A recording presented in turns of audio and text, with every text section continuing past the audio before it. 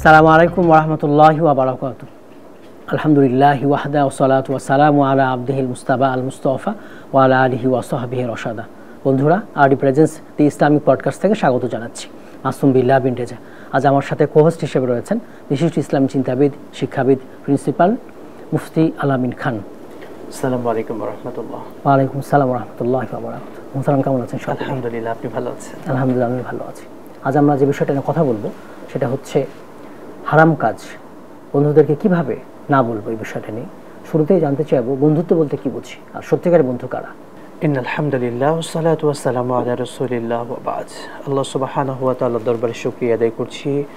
আল্লাহ তাআলা আমাদেরকে সুন্দর সময়ে একটি গুরুত্বপূর্ণ এবং আমাদের জীবন রিলেটিভ একটি বিষয় নিয়ে কথা বলার তৌফিক দিয়েছেন। আলহামদুলিল্লাহ। ইসলাম প্রত্যেকটি বিষয়ে সুস্পষ্ট সমাধান দিয়েছেন। মহাগ্রন্থ আল কুরআনুল কারীমে আল্লাহ সুবহানাহু ওয়া তাআলা ইরশাদ করছেন, প্রতিদিনের পুষ্টির চাহিদা পূরণে পরিপূর্ণ আস্থায় আরডি ইউএইচটি মিল্ক, ভালোবাসার বিশুদ্ধতায়। ইয়া আইয়ুহাল্লাযীনা আমানু লা তাত্তাখিযু আবাআকুম ওয়া ইখওয়ানাকুম আউলিয়াআ ইন ইসতাহাব্বুল কুফরা আলাল ঈমান ওয়া মান ইয়াতাওয়াল্লাহুম মিনকুম ফাউলাইকা হুমুজ জালিমুন। সাদাকাল্লাহুল আযীম। আল্লাহ সুবহানাহু ওয়া তাআলা ইরশাদ করছেন খুবই শক্ত একটি বাণী মুসলিম উম্মার জন্য, হে ঈমানদারেরা, লা তাত্তাখিযু, তোমরা গ্রহণ করো না, আবাআকুম, তোমাদের পিতা অর্থাৎ বাবাদেরকে, ওয়া ইখওয়ানাকুম, এবং তোমাদের ভাইদেরকে, আউলিয়াআকুম, বন্ধুরূপে, ইনিস সাহাবুল কুফর আলাল ঈমান, যদি তারা তোমাদেরকে খারাপ কাজে আহ্বান করে বা খারাপ কাজের দিকে ধাবিত করে। যদি তোমরা বাবা, ভাই বা তোমাদের ফ্যামিলির চাপেও এরকম অন্যায় কাজ, কুফরি বা খারাপ কাজের দিকে ধাবিত হও, তাহলে তোমরা জালিম হয়ে যাবে। নাউযুবিল্লাহ। এই আয়াতে কারিমা এটি আমাদেরকে স্মরণ করিয়ে দেয় সেই কথা বন্ধুর ক্ষেত্রে। বন্ধু হচ্ছে এমন একজন ব্যক্তি যেটা আত্মার একটা সম্পর্ক তৈরি হয়, যার সাথে কোনো রক্তের সম্পর্ক থাকে না, কিন্তু একটা আত্মিক একটা সম্পর্ক তৈরি হয়, যে সম্পর্কটা আমরা দেখতে পারি আল্লাহ নবী সাল্লাল্লাহু আলাইহি ওয়াসাল্লাম তার প্রিয়তম একজন বন্ধু ছিলেন আবু বকর সিদ্দিক রাদিয়াল্লাহু তাআলা আনহু, যিনি ইসলামের অর্থাৎ মুসলিমদের প্রথম খলিফা ছিলেন। আমরা যদি তার এবং বিশ্বনবী সাল্লাল্লাহু আলাইহি ওয়াসাল্লামের বন্ধুত্বের সেই বিষয়টা আমাদের দর্শকদেরকে এবং আমাদের তরুণ বন্ধুদেরকে তাদেরকে যদি বলতে চাই এই রমাদানুল কারীমে, সত্যি তাদের বন্ধুত্বের সম্পর্কটা ছিল ঐতিহাসিক। ছোটবেলা থেকে হয়তো বয়সের একটু তারতম্য ছিল, তারতম্য থাকলেও একটা বন্ধুত্বের ভাব ছোটবেলা থেকেই ছিল, এবং এই বন্ধুত্বটা এমন ছিল যে ইসলাম গ্রহণের পূর্বেও তারা একে অন্যে, তারা পরস্পর, তাদের একটা পরিচয় ছিল যে তারা হানিফ। আমরা জানি সে সময় আল্লাহ নবী সাল্লাল্লাহু আলাইহি ওয়াসাল্লামের উপর যখন ইসলাম অর্থাৎ ওহী নাজিল হয়নি, এর পূর্বে দীর্ঘ যে গ্যাপ, ঈসা আলাইহিস সালামের পরে দীর্ঘ গ্যাপে মানুষরা ইসলাম থেকে একেবারে দূরে সরে গিয়েছিল। সে সময়েও এক শ্রেণীর মানুষ ছিলেন যাদেরকে হানিফ বলা হতো। হানিফ অর্থ হচ্ছে যারা একনিষ্ঠ বা যারা আল্লাহ একত্ববাদে বিশ্বাসী ছিল। সেই সম্প্রদায়ের মধ্যে হযরত আবু বকর সিদ্দিক রাদিয়াল্লাহু তাআলা আনহু তিনিও ছিলেন, এবং আমাদের প্রিয় নবী সাল্লাল্লাহু আলাইহি ওয়াসাল্লাম তিনিও ছিলেন। অর্থাৎ ইসলামের ওহীর অবতরণের অনেক পূর্বে থেকেই তারা ইসলাম বিদ্বেষী কাজ থেকে বিরত থাকতেন পরস্পর বন্ধু হিসেবে, এবং সে সময় তারা পরস্পরে যেটা করতেন, সমাজে যে কোনো ভালো কাজ, কল্যাণমূলক কাজ এবং সমাজের উপকার হয় এমন কাজের দিকে তারা নিজেরা করতেন এবং সমাজকে উদ্বুদ্ধ করতেন সেই কাজের দিকে। এই জন্য তারা, আমরা দেখতে পাই কিন্তু তাদের ইতিহাস থেকে, তাদের জীবনী থেকে, বন্ধুত্ব কাকে বলে সত্যিকার অর্থে অবাক করা একটি বিষয়। যদি আমরা বন্ধু হিসেবে তাদের জীবনী থেকে আমাদের জীবনে এমন বন্ধু আমরা বানাতে পারি, তাহলে আমাদের এই দুনিয়াও সাকসেস হয়ে যাবে। যেমনটি তারা দুনিয়া থেকে আমাদের প্রিয় নবী সাল্লাল্লাহু আলাইহি ওয়াসাল্লাম ছিলেন এই বিশ্বের, এই ধরনের উভয় জগতের সবথেকে দামি মানুষ, তারই বন্ধু ছিলেন সাইয়েদনা আবু বকর সিদ্দিক রাদিয়াল্লাহু তাআলা আনহু। তিনি ছিলেন মুসলিম জাহানের প্রথম খলিফা। দুনিয়া থেকে এই মানুষগুলো আল্লাহ তাআলার কাছে অত্যন্ত দামি হয়েছিলেন। সুতরাং আমরা বন্ধু বানানোর ক্ষেত্রে অবশ্যই সেই রকম বন্ধু বানাবো যে বন্ধু আমাকে কল্যাণের দিকে আহ্বান করবে, যে বন্ধু আমাকে ভালোর দিকে আহ্বান করবে, যে বন্ধু আমাকে কোনো খারাপ কাজের দিকে ডাকবে না, এবং আমি যদি খারাপ কাজ করতেও যাই সেই বন্ধু আমাকে ফেরাবে, যে তুমি ফিরে আসো, এই খারাপ কাজ তোমার দ্বারা করা উচিত নয়, কেন তো তুমি তো আমার বন্ধু। বন্ধুতে এমন হওয়া উচিত যে পাশে থাকবে, সেই পাশে থাকাটা শুধুমাত্র সুখের সময় তা নয়, বিপদের সময়ও কিন্তু বন্ধু বন্ধুর পাশে থাকবে। বন্ধুর ইতিহাস যদি আমরা আরো একটু দেখতে চাই, আল্লাহ নবী সাল্লাল্লাহু আলাইহি ওয়াসাল্লামের একটা সিফাত ছিল, একটা নাম ছিল, সেটা হলো হাবিব। আর এই হাবিব বলার একটা কারণ হচ্ছে তিনি ছিলেন আল্লাহ সুবহানাহু ওয়া তাআলার বন্ধু। হাবিব শব্দের অর্থও কিন্তু বন্ধু। তো এই বন্ধুত্ব, এমন একটা বন্ধুত্ব, আমাদের প্রিয় নবী সাল্লাল্লাহু আলাইহি ওয়াসাল্লাম যখন মানসিকভাবে একটু বিপর্যস্ত হয়েছিলেন, অর্থাৎ তার চাচা আবু তালিব তিনি ইন্তেকাল করলেন, একই সঙ্গে ছোটবেলায় তার বাবা মা ইন্তেকালের পরে দাদার কোলে তিনি বড় হয়েছেন, দাদা ইন্তেকাল করলেন, তারপরে যে মানুষটি তাকে ছায়ার মতো বড় করেছিলেন আবু তালিব, তিনি যখন ইন্তেকাল করলেন, তারপরে তিনি একটু মানসিকভাবে বিপর্যস্ত হয়ে গেলেন। তার প্রিয়তমা স্ত্রী আম্মাজান খাদিজাতুল কুবরা রাদিয়াল্লাহু তাআলা আনহা তিনি ইন্তেকাল করলেন। তায়েফের দিকে যখন তিনি বিভিন্নভাবে কষ্ট পাচ্ছিলেন, তখন মানসিকভাবে বিপর্যয়, এই সময় কিন্তু আল্লাহ সুবহানাহু ওয়া তাআলা তার বন্ধুর, অর্থাৎ বন্ধু বলতে পৃথিবীর সবথেকে সুন্দরতম বন্ধু যিনি ছিলেন প্রিয় নবী সাল্লাল্লাহু আলাইহি ওয়াসাল্লাম, এই বন্ধুর মনটা খারাপ, মনটা ভালো করার জন্য আল্লাহ সুবহানাহু ওয়া তাআলা নিয়ে গেলেন কোথায়? মেরাজে। এবং মেরাজে নিয়ে প্রিয় নবীর মনটাকে, অর্থাৎ মনের যে কষ্টগুলো ছিল, ব্যথাগুলো ছিল, বেদনাগুলো ছিল, সব ব্যথা বেদনা সবকিছু দূর করে দিলেন। সুবহানাল্লাহ। সত্যি এটা আমাদের জন্য অনন্য এক নজির। আমরা মেরাজের কথা প্রত্যেকেই জানি, কিন্তু মেরাজের অনেকগুলো শিক্ষা আছে। শিক্ষার মধ্যে এটাও একটা বড় শিক্ষা যে বন্ধুর মন যখন খারাপ হয়, তখন অন্য বন্ধু কি করে, সেই বন্ধুর একটা আত্মিক যে মন খারাপ যেটা আছে তার দূর করার জন্য তার সঙ্গ দেয়, তাকে একটু সাপোর্ট দেয় মানসিকভাবে। আর এই মানসিক সাপোর্টটা এমন যে যেটা লক্ষ কোটি টাকার চেয়েও কিন্তু উত্তম এটা। অর্থাৎ বন্ধু যখন বিপদে পড়ে, বা আমরা যখন বিপদে পড়ি, আমরা অনেক সময় মনের কথাগুলো নিজের ঘরের বাবা, ভাই, এমনকি ওয়াইফের সঙ্গে শেয়ার করতে পারি না। সেই কথাগুলো, কষ্টের কথাগুলো কিন্তু আমরা আমাদের বন্ধুর সাথে শেয়ার করি, এবং বন্ধু কিন্তু আমাকে সেই ব্যাপারটি দিক নির্দেশনা দেয়, ভালো পরামর্শ দেয়। যদি সে ভালো বন্ধু হয়, অবশ্যই আমাকে ভালোর দিকে আহ্বান করে যে বন্ধু তোমার এটা এটা করলে তুমি ভালো করতে পারবে, বা তুমি এখান থেকে ইমপ্রুভ করতে পারবে, সমস্যাগুলো দূর হয়ে যাবে। এই বিষয়গুলো তারা কিন্তু সাপোর্ট দিচ্ছে। ঠিক তেমনি সাপোর্ট দিয়েছিলেন আল্লাহ সুবহানাহু ওয়া তাআলা এই পৃথিবীতে তার যে বন্ধু ছিল হাবিবুল্লাহ মুহাম্মদ সাল্লাল্লাহু আলাইহি ওয়াসাল্লাম, তার মনটা ভালো করার জন্য তিনি কিন্তু একটা আত্মিক সাপোর্ট যেটা ছিল, এই মানসিক সাপোর্ট দিয়েছিলেন। এবং আমরা জানি মেরাজের পরে বিশ্বনবী সাল্লাল্লাহু আলাইহি ওয়াসাল্লাম তিনি একটা নতুন উদ্যমে কিন্তু দুনিয়াতে ইসলাম প্রচার এবং প্রসার এবং তার কার্যক্রম নতুন গতিতে কিন্তু শুরু হয়েছিল। সচক্ষে দেখে এসেছেন সবকিছু, আল্লাহ তাআলা নিজ হাতে সবকিছু প্র্যাকটিক্যালিতে শিখিয়েছেন। এবং এক কথায় যে বন্ধুর যে সহযোগিতা, আমরা ওই অংশটি নিয়েছি। মেরাজের তো বহু শিক্ষা, কিন্তু আমরা এই শিক্ষাটি আমাদের বন্ধুদেরকে, বিশেষ করে আমাদের তরুণ বন্ধুদেরকে, আমরা তো এখন যুবকরা, তরুণরা অনেকে বন্ধু হিসেবে এমন কাউকে গ্রহণ করেছি, সত্যি কষ্ট নিয়ে বলতে হয়, এই রমজান মাসে অনেক বন্ধুরা আছে যারা মাদকাসক্ত, যারা ইফতিজিং করছে, সিয়াম তারা করছে না, পালন করছে না। সত্যি তাদের জন্য একটু আফসোস লাগে আমাদের।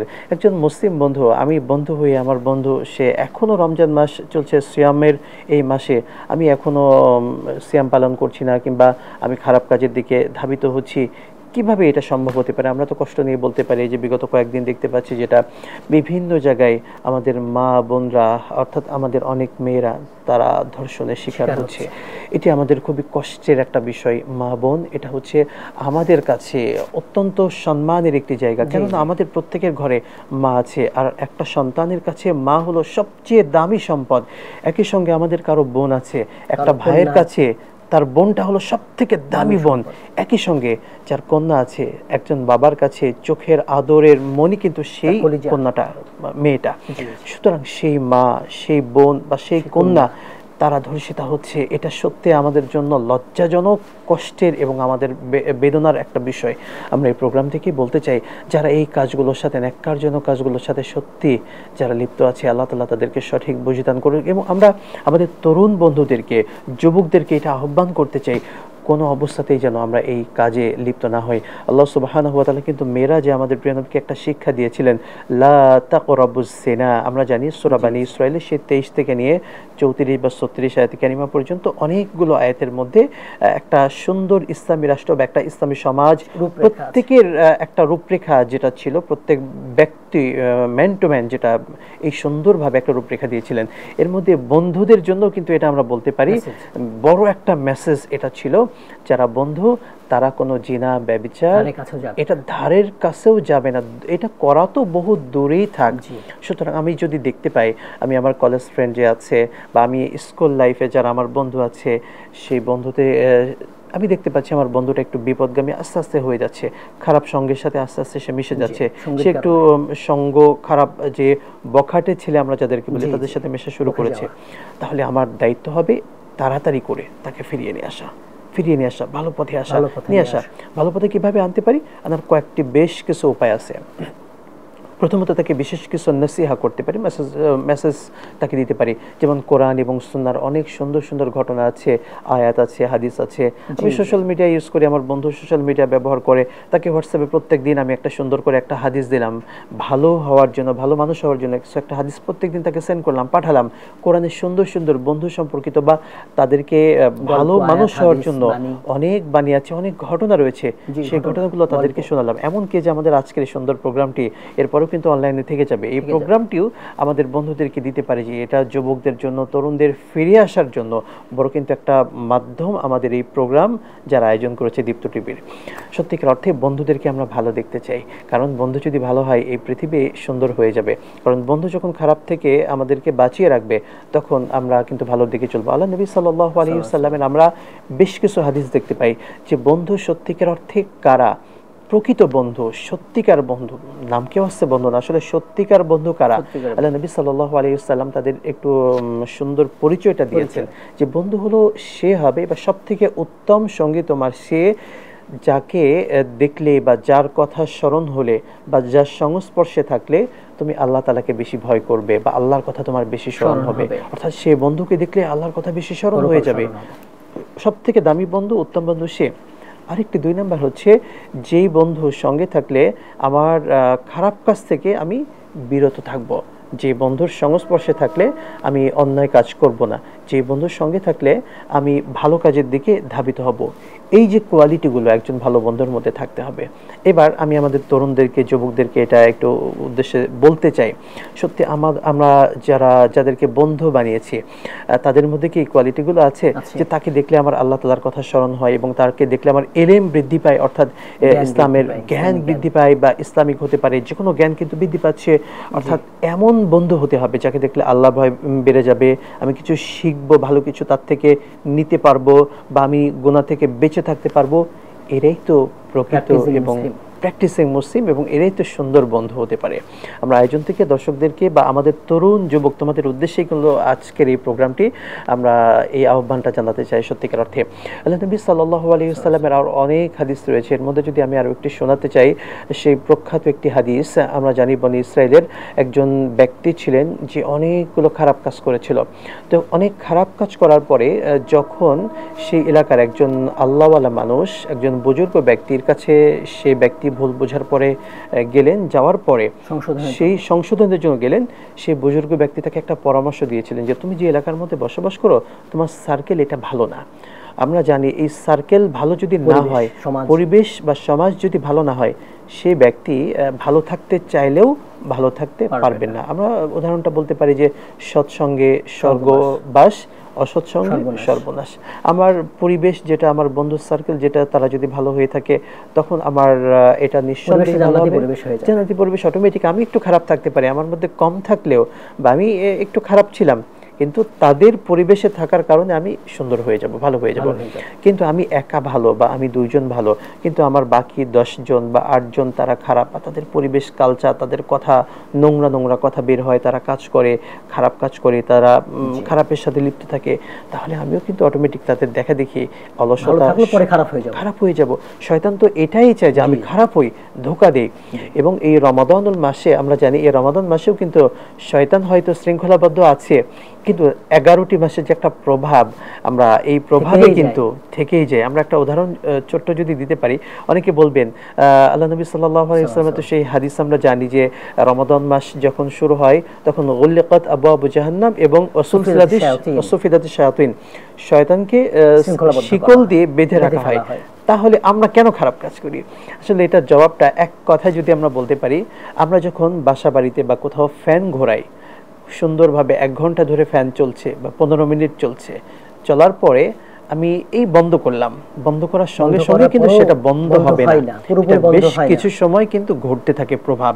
যত স্পিডে ছিল সেই স্পিডেই এটা কিন্তু আস্তে আস্তে আস্তে আস্তে যেতে কমতে থাকে। ঠিক তেমনি ভাবে আমরা 11টি মাস শয়তান আমাদেরকে এমন ভাবে প্রভাবিত করেছে, এত এত অন্যায় করেছি, গুনাহ করেছি, সেই প্রভাবে আমরা কিন্তু সত্যিকার অর্থে ধাবিত হচ্ছি। শয়তান, যদিও আল্লাহ তাআলা শয়তানকে শিকল দিয়ে বেঁধে রেখেছেন, এরপরেও সেই প্রভাব যে আমাদের মধ্যে ছিল, সেই প্রভাবে কিন্তু আমরা খারাপের দিকে ধাবিত হচ্ছি। যার জন্যই কিন্তু এই রমজান মাস চলছে। এই রমাদানের মধ্যে অনেক ব্যবসায়ী ভাইরা আছেন, তারা সত্যিকার অর্থে আল্লাহু আকবার।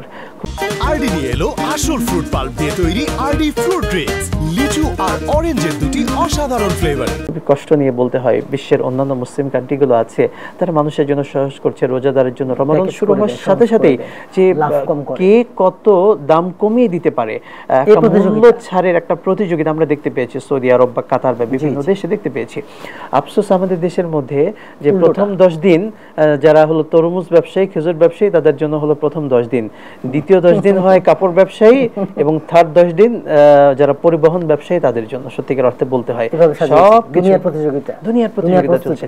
আফসোস এটি লাগে আমাদের, কেন এটা আমাদের হবে? আসলে রমাদান তো এসেছে আমাদেরকে পরিশুদ্ধ করানোর জন্য, আমরা আমাদের আত্মিক একটা পরিবর্তন সাধনের জন্য, তাহলে কেন আমি এই কাজগুলো সত্যিকার অর্থে করতে যাব?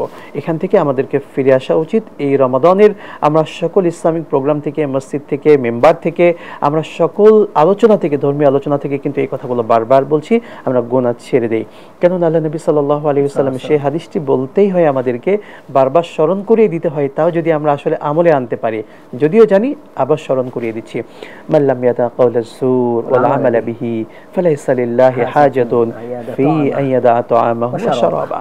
যে ব্যক্তি অন্যায় কাজ ছেড়ে দিতে পারলো না, অন্যায় কাজ বলতে আমরা একটু ভেঙে ভেঙে এবার বলতে চাই, যারা এই যে বন্ধু যারা আছে, অনেক বন্ধু কিন্তু ইফতারের পরেও আমরা দেখতে পাই তারা একসঙ্গে আড্ডা দিচ্ছে, একটু সাইডে গিয়ে বিভিন্নভাবে নেশার সাথে একটু সম্পৃক্ত হচ্ছে, বা এই মাসেও কিন্তু অনেক বন্ধুরা অনেকে টিজিং এর সাথে লিপ্ত আছে। এই মাসেও কিন্তু অনেকে আমরা দেখতে পাচ্ছি, বিশেষ করে ছিনতাইয়ের কথা, এই ছিনতাইটা হচ্ছে কিন্তু কিশোর গ্যাং যারা আছে, তরুণ যারা আছে, যুবক যারা আছে, তাদের দ্বারাই কিন্তু এই ছিনতাই, রাহাজানি এগুলো কিন্তু সবচেয়ে বেশি চলছে। তো এটা মহামারীর মতো আকার ধারণ করেছে, এবং এই ছিনতাইয়ের কারণে আমরা দেখতে পাই যেটা সমাজের মধ্যে সবচেয়ে বড় ক্ষতিগ্রস্ত যেটা হচ্ছে, একটা ভারসাম্য যেটা ছিল সেটা কিন্তু নষ্ট হয়ে যাচ্ছে, এবং অনেক দুর্বল মানুষ যারা আছেন তারা কিন্তু সত্যিকার অর্থে আমরা দেখতে পেয়েছি গত কয়েকদিন পূর্বে একজন মহিলা ছোট বাচ্চাকে নিয়ে পাশ দিয়ে যাচ্ছেন, সঙ্গে বৃদ্ধ একজন ব্যক্তি ছিলেন। তো মোটরসাইকেলে করে এসে তার ব্যাগটা এমনভাবে টান দিয়েছে, সেই মহিলাটি রাস্তায় সঙ্গে সঙ্গে পড়ে গিয়েছে। এভাবে অনেক দুর্ঘটনা কিন্তু আমরা দেখতে পাচ্ছি, এগুলোর দ্বারা হচ্ছে, এবং কারা করছে? তরুণরা করছে, যুবকরা করছে। সুতরাং আমরা রমজান মাস চলছে, সামনে ঈদকে সামনে রেখে এই ছিনতাই, রাহাজানি, এটা তো সম্পূর্ণরূপে হারাম। একই সঙ্গে এই পাপ কাজ করছি রোজার মাসে, আবার রোজা অনেকে রাখছি, তাহলে সেই আল্লাহ নবী সাল্লাল্লাহু আলাইহি ওয়াসাল্লাম এই হাদিসে যেটি পড়লাম, এটি কিভাবে আসলে আমাদের জন্য সিয়াম হতে পারে? কাজে লাগতে কখনোই পারে না। আল্লাহ নবী সাল্লাল্লাহু আলাইহি ওয়াসাল্লাম তো বলেছেন যে ফালাইসা লিল্লাহি হাজাতুন ফি আন ইয়াদা তাআমাহু ওয়া শারাবা। তা সিয়ামের কোনো মূল্য নেই আল্লাহ তাআলার কাছে, এটা তো শুধুমাত্র অনাহারে থাকলো, শুধু কোনোই আসা যায় না, শুধু কষ্টই হলো। সত্যিকার অর্থে এই কথাটি আমরা বলতে চাই, বিশেষ করে তরুণ যুবকদেরকে নিয়ে, যেহেতু আমরা আজকের এই প্রোগ্রামটি বিশেষভাবে, সুতরাং তরুণ যুবকদেরকে আমরা আহ্বান জানাতে চাই। আমরা হালাল হারামের কথা বলছিলাম, আমাদের পয়েন্ট ছিল যে আসলে হালাল হারাম এই বিষয়টা কতটা আমাদের ফলো করা দরকার তরুণদের। আল্লাহ নবী সাল্লাল্লাহু আলাইহি ওয়াসাল্লামের একেবারে স্পষ্ট একটা হাদিস রয়েছে, আল হালালু বাইয়িন ওয়াল হারামু বাইয়িন।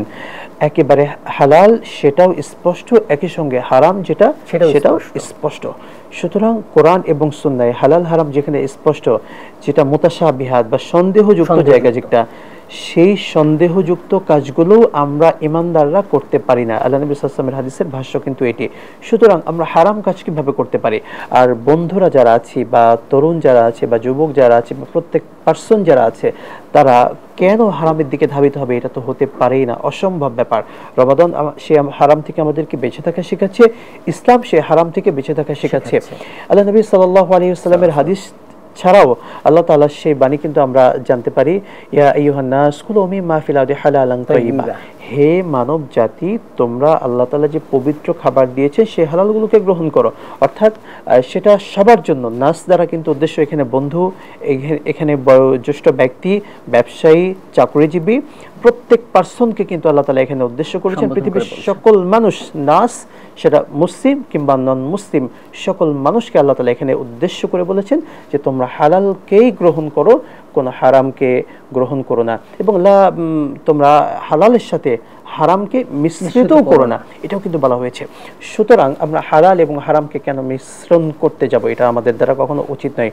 সেকেন্ড যে বিষয়টি আমাদের আজকের প্রোগ্রামের সাথে একেবারে সামঞ্জস্য, যারা বন্ধু আছি, বন্ধুরা অনেক সময় আমরা আমাদের বন্ধুদেরকে হারামের দিকে ধাবিত করি, আহ্বান করি যে বন্ধু আসো আমরা এই হারাম কাজটা করি। হারাম কাজ বলতে আমরা একটু উদ্দেশ্য করেই বলতে পারি। বিশেষ করে আমরা বন্ধুদেরকে যে খারাপ কাজের দিকে ইদানিং যেটা ডাকছি, বর্তমান সময়ে 2টা টাকার জন্য এই চিন্তার দিকে বেশি ডাকছি। 2টা টাকার জন্য তাকে আমরা একটু মাদকটা দেই, যে বন্ধু তোমাকে একটু মাদকটা ধরাই, সে মাদক নিজে গ্রহণ করছে এবং মাদক বিক্রি করছে। আফসোসের বিষয় লাগে, কিন্তু এটি আমরা অহরহ দেখতে পাচ্ছি। কিংবা অনেক তরুণ বা যুবক যারা দেশের বাইরে যাচ্ছেন বা বিদেশ থেকে আসছেন, দেশের বাইরে থেকে দেশে আসছেন, তাদের কাছে অনেক অবৈধ পথে বিভিন্ন কিছু কিন্তু পার করা হচ্ছে। অনেক যুবকের কাছে, অনেকের তরুণের মাধ্যম দিয়ে কিন্তু তাদের কাছে এরকম ভাবে পার করা হচ্ছে। অর্থাৎ একজন বন্ধু যখন বা আমার একজন তরুণ বা যুবক যখন আমাকে এভাবে অন্যায়ের দিকে ডাকে, তখন আমি কি করব? সে যত আপনজনই হোক না কেন, আমি তার ডাকে সাড়া দিব না। কেননা শুরুতে যে আয়াতে কারিমা তেলাওয়াত করেছিলাম, আল্লাহ তাআলা তো স্পষ্ট বাণী সূরাতুত তাওবা 23 নম্বর আয়াতে কারিমা এটি ছিল যে যদি তোমাদের বাবা কিংবা ভাই, বাবা বা ভাই, তাদের থেকে আপনজন তো আর পৃথিবীতে আর কেউ হতে পারে না, বাবা বা ভাই তারাও যদি তোমাকে কোনো অন্যায়ের দিকে আহ্বান করে বা ডাকে, হারাম কাজ করতে বলে, তুমি সেটা করো না। যদি সেটা করো তাহলে ফাতাকুনা মিনাজ জালিমিন, তুমি তাহলে জালেম হয়ে যাবে। তাহলে আমি আমার বাবা ভাই, পৃথিবীতে সবচেয়ে আপনজন, তাদের কথাই বা তাদের আহ্বানেও আমি কোনো খারাপ কাজ করতে পারি না, তাহলে আমার বন্ধু যদি আমাকে খারাপ কাজের দিকে আহ্বান করে, কিভাবে আমি সে কাজের দিকে আসবো? ফিরিয়ে দিতেই হবে। এমনকি আমার বন্ধু, আমরা বিশেষ করে যেটা বলতে পারি, আমাদের বিভিন্ন দলের নেতা আছে যারা আমাদের কর্মীদেরকে বলছে যে তুমি এটা করো, অমুক জায়গা থেকে 5 লাখ নিয়ে আসো, চাঁদা নিয়ে আসো, কৌশলে নিয়ে আসো, বিভিন্ন হিকমত করে নিয়ে আসো, বা এখন ঈদকে সামনে রেখে একটা সিজন চলছে, চাঁদাবাজি সিজন চলছে, অর্থাৎ কর্মীদেরকে দিয়ে এরকম ভাবে খারাপ কাজ করাচ্ছে। এবং সেও শুনছে আমার নেতা আমাকে এটা বলেছে, নেতার কথা মানতে হবে। আসলে যেখানে আল্লাহ তাআলা নিজের বাবা ভাই তাদের কথাও অমান্য করতে বলেছেন যদি তারা খারাপ কাজের দিকে আহ্বান করে। আমরা আরেকটি আয়াতে কারিমা কিন্তু উল্লেখ করতে পারি, যেটি মেরাজের যে 14 শিক্ষার মধ্যে অন্যতম একটা শিক্ষা ছিল, ওয়া ইন জাহাদাকা আলা আন তুশরিকা বিমা লাইসা লাকা বিহি ইলম ফালা তুতি'হুমা। স্পষ্ট কথা, যদি তোমার বাবা কিংবা মা তোমাকে অন্যায় কাজের দিকে আহ্বান করে, লা তুতি'হুমা, তুমি তাদেরকে অনুসরণ করো না। একেবারে স্পষ্ট কথা, পিতামাতার প্রত্যেকটি কথাই মানতে হবে, সন্তানের জন্য মানাটা একেবারেই আবশ্যক এবং ফরজ। তবে যদি সেই পিতামাতা কোনো খারাপ কাজের দিকে আহ্বান করে, সেটাও কিন্তু মানা যাবে না। আমরা সেই ছোট্ট ঘটনাটি কিন্তু এখানে একটু অ্যাড করতে পারি। আমরা জানি হযরত ওমর ফারুক রাদিয়াল্লাহু তাআলা আনহু গভীর রাত্রে তিনি যখন তার রাষ্ট্রে ঘুরে ঘুরে বিভিন্ন জায়গায় দেখছিলেন কার কি সমস্যা আছে, দেখতে গিয়ে তখন কিন্তু তিনি একটা ঘরের পাশে একটা মেয়ে এবং মা, তাদের মধ্যে কথা হচ্ছিল, সেটা হযরত ওমর ফারুক রাদিয়াল্লাহু তাআলা আনহু পাশে থেকে আড়াল থেকে তিনি শুনছিলেন। মা মেয়েকে বলছে যে মেয়ে তুমি দুধের মধ্যে পানি মেশাও, সকালবেলা এটা বিক্রি করব, তাহলে একটু আমরা বেশি দামটা পাবো। মেয়ে তখন বলছিলেন যে না, তুমি কি জানো না যে এই রাষ্ট্রের মধ্যে ওমর রাদিয়াল্লাহু তাআলা আনহু খলিফা, তিনি যদি জানতে পারেন তাহলে তো আমাদের অস্তিত্ব থাকবে না, চরম আমরা শাস্তি পাবো। তখন মা বলছিলেন হযরত ওমর তিনি কিভাবে এখানে শুনবেন বা দেখবেন, তিনি তো দেখতে পাবেন না, এখন তো গভীর রাত, তিনি হয়তো ঘুমাচ্ছেন। মেয়ে জবাব দিয়েছিলেন, মা আল্লাহ তাআলা যিনি আমাকে বানিয়েছেন আমাদেরকে, তিনি তো আমাদেরকে দেখছেন।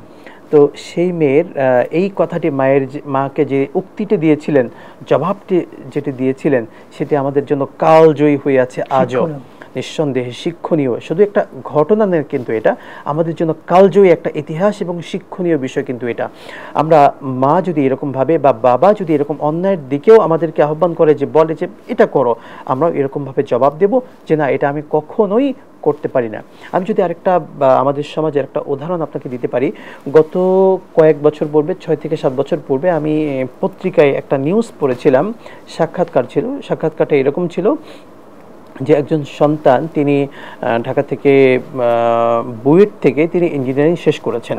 শেষ করার পরে সেই ছেলেটির ফ্যামিলি হচ্ছে রাজনৈতিক বড় একটি ফ্যামিলি, খুবই সুপ্রসিদ্ধ এলাকার মধ্যে, খুবই রাজনৈতিক পাওয়ারফুল একটি ফ্যামিলি।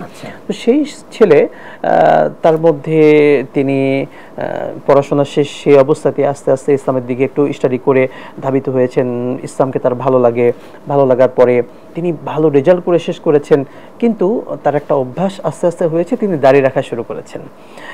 তিনি দাড়িটাকে ছাড়তে পারেন না, অর্থাৎ ইসলামের কালচারের উপর নামাজ, সালাত, রোজা, এগুলো আস্তে আস্তে অভ্যস্ত হচ্ছেন এবং এগুলোর প্রতি একটা ভালোবাসা তার তৈরি হয়ে গিয়েছে, তিনি এগুলো ছাড়া থাকতে পারছেন না। যখন তার অফিস থেকে এবার রুলস করা হয়েছে বা রুলস ছিল যে অফিসে আসতে হলে প্রত্যেকদিন ক্লিন শেভ করে আসতে হবে, এটা কিন্তু অনেক অফিসের কিন্তু এটা রুলস আছে আমাদের মুসলিম কান্ট্রিতে, এটা সত্যি আমাদের ভাবতেই অবাক লাগে। তো সেই ইঞ্জিনিয়ার, তিনি এডুকেটেড একজন পার্সন, ভালো শিক্ষিত, তো তিনি যখন অফিসে বললেন যে না আমি এটা পারবো না, আমার দাড়িকে আমি ছেড়ে দেব, দাড়িকে আমি রাখতে অবশ্যই রাখবো, কিন্তু দাড়িকে আমি কাটতে পারবো না। অফিস থেকে বলা হলো ঠিক আছে, আপনি যদি দাড়ি কাটতে নাই পারেন, আপনাকে ফায়ার করা হলো, আপনাকে চাকরি থেকে ছেড়ে দিতে হবে, আপনি চাকরি ছেড়ে দেবেন। তো সেই যুবক, সেই তরুণ, তিনি এডুকেটেড পারসন, এত পড়াশোনা করেছে, বই থেকে পড়াশোনা শেষ করেছে, তিনি বললেন ঠিক আছে, আমি আমার রাসূলের সুন্নাহকেই, এই দাড়িকে আমি পছন্দ করছি, আপনার চাকরি আমি করলাম না। ওয়াজিব বিধান, তিনি এটার জন্য চাকরি ছেড়ে দিয়েছেন। যখন তার ফ্যামিলিতে এটা জানতে পেরেছে, ফ্যামিলি তার সাথে প্রচুর খারাপ আচরণ শুরু করেছে, যে তুমি সামান্য দাড়ির জন্য তোমার চাকরি ছেড়ে দিলে, এটা হতে পারে না। ফ্যামিলি বলল যে না, তোমাকে দাড়ি কাটতে হবে যদি আমাদের বাড়িতে থাকতে চাও, যেহেতু ফ্যামিলি সেই কালচারটা তাদের ছিল। সেই ছেলেটা পরে বলল ঠিক আছে, আমি তোমার বাড়িতেই থাকবো না।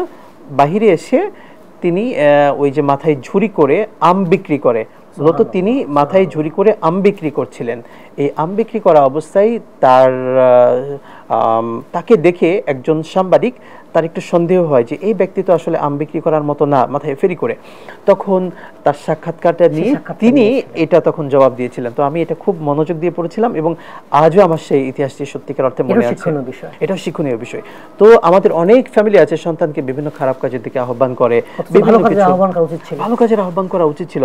অনেক ফ্যামিলি আছে যে তারা বংশগতভাবে বা ফ্যামিলিগতভাবে হয়তো পাওয়ারফুল কোনো, তারা বিভিন্নভাবে চলেই হলো বিভিন্ন অনেক কিছু, যেটা আমরা নাই বলি আসলে।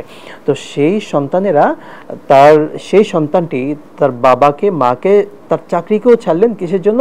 সুন্নাহর জন্য। ঠিক তেমনি ভাবে ওয়া ইন জাহাদাকা আলা আন তুশরিকা বিমা লাইসা লাকা বিহি ইলম ফালা তুতিহুমা, যদি তোমার ফ্যামিলি বা তোমার বাবা মা তারা আপনজন, তবুও যদি তারা তোমাকে খারাপ কাজে আহ্বান করে, তাহলে তুমি সেটাকে না বলো এবং একেবারে শক্তভাবে না বলো তুমি এটা করতে পারো না।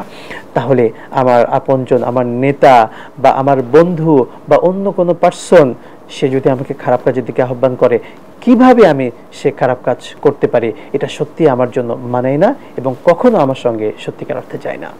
আমাদের টপিক যেটা ছিল যে বন্ধুরা চাপ দিচ্ছে হারামকে গ্রহণ করার জন্য, এক্ষেত্রে আমরা কি কৌশল গ্রহণ করতে পারি? শুকরান, জাযাকাল্লাহ। মূল পয়েন্টে যদি আমি বলতে চাই, বন্ধুরা একটা সার্কেল রয়েছে, আমাকে বলছে বা বারংবার চাপ দিচ্ছে, 10 জন আমরা বন্ধু, এর মধ্যে 5 জন আমাকে চাপ দিয়েছে যে বন্ধু তুমি এটা করো, হারামে যেতে হবে, বা আমরা এটা করছি, আমাদের সাথে তুমি একটু এটা পান করো বা মজা নাও।